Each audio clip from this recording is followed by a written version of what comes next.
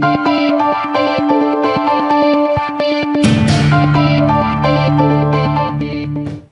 and welcome to A Spirited Debate. I'm Lauren Green. While Republican leaders blast President Obama for taking executive action on immigration reform, there is a growing debate in the religious community over whether to welcome the White House's move. Joining me to explain is Lisa Sharon Harper, co-author of Left, Right, and Christ, Evangelical Faith in Politics. Welcome, Lisa. So great to be here with you, Lauren. Thank you for having me. Before we get started, let me play just a little bit of what President Obama said in his speech last night. Take a listen. They work hard, often in tough, low-paying jobs. They support their families. They worship at our churches. Many of their kids are American-born or spent most of their lives here. And their hopes, dreams, and patriotism are just like ours. As my predecessor, President Bush, once put it, they are a part of American life. Now, as you heard the president say, they worship in our churches. So from a religious perspective, what's your reaction to the president's executive action? Well, I know that for the last several years, actually, people of faith have been making their way up to Capitol Hill to share the stories of the immigrants that reside in their neighborhoods, that go to their churches, that worship, and even are pastors in our churches.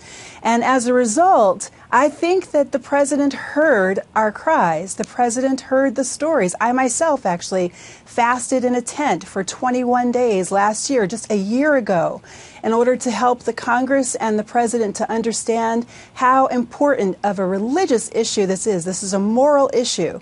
And so it's actually something that many evangelicals and other people of faith are celebrating today, because we actually believe the president heard the message. We do know, though, that this is not a final thing. This is not something that we want to be the last word. The Congress has to act. And it's not really going to be a time to celebrate in full until they do. Now, there definitely is this moral cry from the churches. You've got the USCCB, the U.S. Conference of Catholic Bishops, Franciscans are all applauding the president's decision.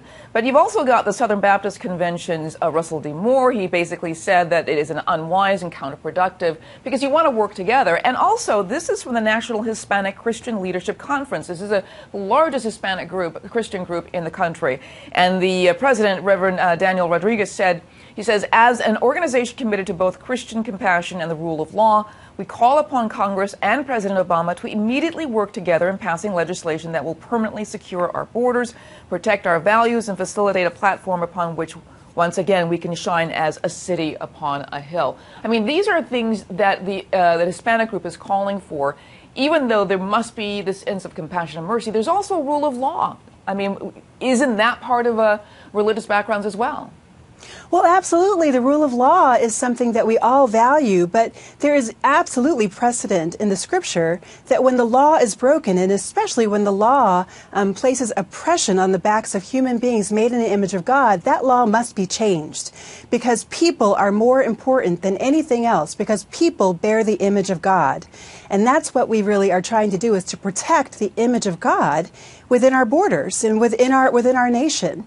So it's important that just like Sammy Rodriguez said, that Congress and the president now take action in order to make this permanent, in order to give an opportunity for immigrants who are already here, who will pay taxes, who will pass background checks, who will meet the criteria to at least earn their way into a path to citizenship or legal residency. There is an issue that we should all be able to get along, and I think that's what Rodriguez is talking about. We should be able to work together to solve this issue. So by the president taking this sort of unilateral action, doesn't it create more problems than it solves in terms of the relationship that the politicians are now going to have in Congress? Well, that's true. I mean, absolutely. But here's the thing. When you have a situation that is so dire, where you have 1,100 families that are being broken up every single day because of a broken system. What you have to think then, you have to ask the question, what is the Congress brought there to do, if not to legislate for the people, if not to fix the laws? And so there's a point when politics must be put aside. And at that point, we have to actually begin to look at policy and legislate for the good of the human beings within our borders. And that's what we're talking about. And when we really are looking at, I mean, just even for the good of the country, the business community is loving what happened yesterday, because what's going to happen is we're going to have more capital in our society to be able to boost business and boost our economy. So I just wanted to say that when we're looking at immigrants and we're looking at this situation, we cannot let politics be the thing that guides us. It has to be about the people themselves. Well, but the stories of the families. Yeah, I mean, I think a lot of people do understand that, and I think it seems though people are sort of on one side of the fence or other. They're very compassionate towards people, or they're sticking to the rule of law. And religious people should be able to work on both sides of that philosophical fence. And, you know, can they be an influence in the political realm in order to make that happen? Yes, we can, actually, and we have been for the last several years. And in fact, I have a new book out that I wrote with several other authors called Forgive Us, Confessions of a Compromised Faith. And that book goes through 7 major sins of the church against the world, and immigration is one of them. There are the ways that we have in the past, in our history, embraced a xenophobic and a nationalistic or nativist understanding of what was right and what was just, and that was actually unjust. And I think that what we've seen in the last few years is we've actually seen evangelicals and we've seen people of faith turning from those old ways and beginning to embrace the scripture that says that we shall not oppress the immigrant, the stranger within our borders. And so I think what we're seeing is we're actually seeing a turnaround of the church, and I'm really excited about it. There are many stories, and I'm sure you've heard these stories, because I know of a dear friend of mine who is an immigrant. He came in from the UK. It's not Mexico, but it came from the UK. And he went through all the regular procedures to become a citizen. And he just became a U.S. citizen. But it cost him thousands upon thousands of dollars in order to do that, because he played by the rules. And he, this morning, is not very happy that the president just sort of bypassed all the rules for millions of people. And he thinks, why not me too? I mean, is that fair, even from a religious standpoint?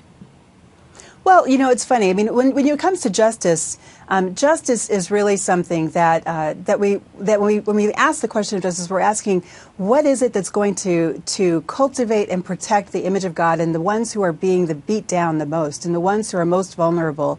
And while I feel for your friend, the reality is that he is no longer vulnerable. What we're talking about now is we're talking about families and children who right now, tomorrow, the next day, without this ruling, without this executive action, could have been ripped from each other.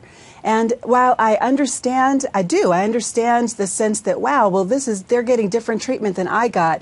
You know, in Scripture, there's a story where Jesus he talks about workers that come into a field and they work at different points of the day. Right. But Jesus decides to actually pay them all the same. And they say, Jesus, that's not fair. And he says, look, it's up to me to decide what's fair. You all got paid. I think that's one of those stories. I think it's one of those stories that the people today have a problem with, because the workers who worked 12 hours got the same as the worker who worked an hour. Yeah, well, see, then we have to take it to Jesus. We have to take it to the Scripture. Okay, then question Jesus. Jesus, why did you do that? But the reality is that Jesus, you know, I believe Jesus was God, and God gets the last word. Okay, so but Obama is not Jesus, and he's not God. No, that's right. And he doesn't get the last word. Okay. That is exactly right. He's not Jesus, he's not God, but he is the president, and he does have the right to change the way that our laws are administered. Not to change the law, but to change the way it's administered. Sharon, Lisa, thank you so much for being on. Your book is called Left, Right, and Christ, Evangelical Faith and Politics. Thank you so much for being on A Spirited Debate. Thanks so much, Lauren. God bless you.